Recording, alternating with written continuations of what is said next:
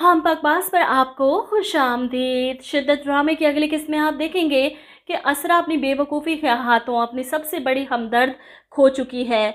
जैसा कि अब तक आपने देखा कि सुल्तान को जब एहसास हुआ कि असरा में आने वाली तब्दीली की वजह मशल है, वही इसे उकसा रही है सुल्तान के खिलाफ आवाज़ उठाने के लिए, तो वो अपनी चालें तब से ही चलना शुरू कर चुका था।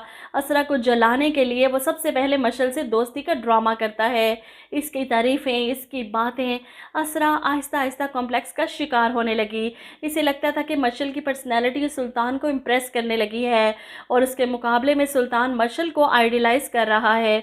औरत के अंदर ये चीज़ तो कूट कूट कर भरी है कि जब इसका शौहर किसी दूसरी औरत की तरफ मुतवज्जा होता है तो वो अपना जहनी तवाज़ुन खो देती है।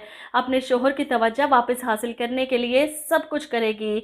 असरा के साथ भी यही सब हुआ। वो आंखें बंद करके सुल्तान की बातों पर यकीन करने लगी है। सुल्तान ने जो अपनी ही आईडी से खुद को लाइक किया, कमेंट किया और फिर इसको दिखा दिया कि ये देखो मशल के काम। अब असरा सच में परेशान हो चुकी है कि मशल सुल्तान में इंटरेस्ट ले रही है। मशल के फरिश्तों को भी नहीं पता। जिसके बाद आप देखेंगे कि सुल्तान कमरे में आने के बाद असरा से नाराज़गी दिखाते हुए कहता है, जब मैं उसे इग्नोर कर रहा था तब तुम्हें प्रॉब्लम थी, अब मैं उसे अप्रिशिएट करता हूँ तब तुम्हें प्रॉब्लम है, चाहती क्या हो तुम। जिस पर असरा कहती है, मुझे आप पर नहीं मशल पर गुस्सा आ रहा है।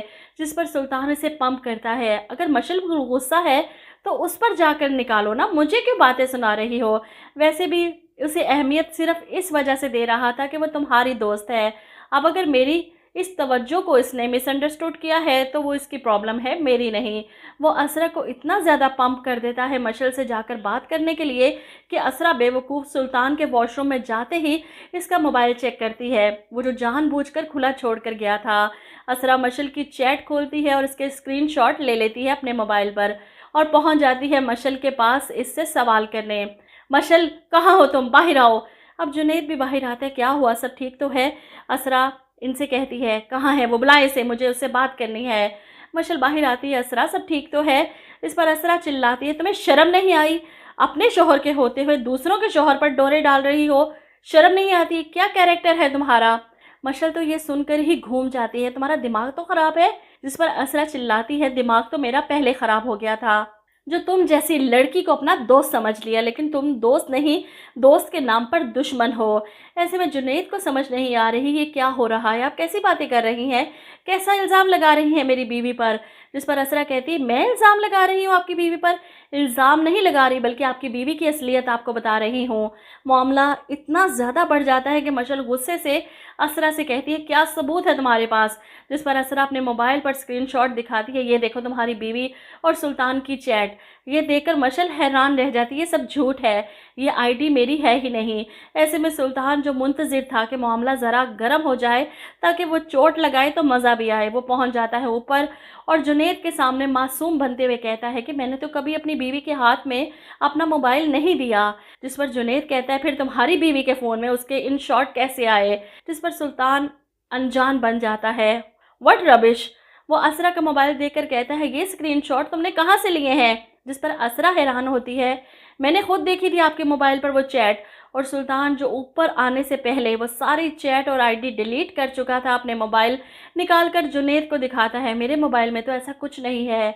असरा हैरान परेशान, ऐसा कैसे हो सकता है। वो जुनैद से कहती है, पूछे अपनी बीवी से, इसका दूसरा बगैर डीपी वाला व्हाट्सएप जो ये यूज़ करती है वो दिखाए ना।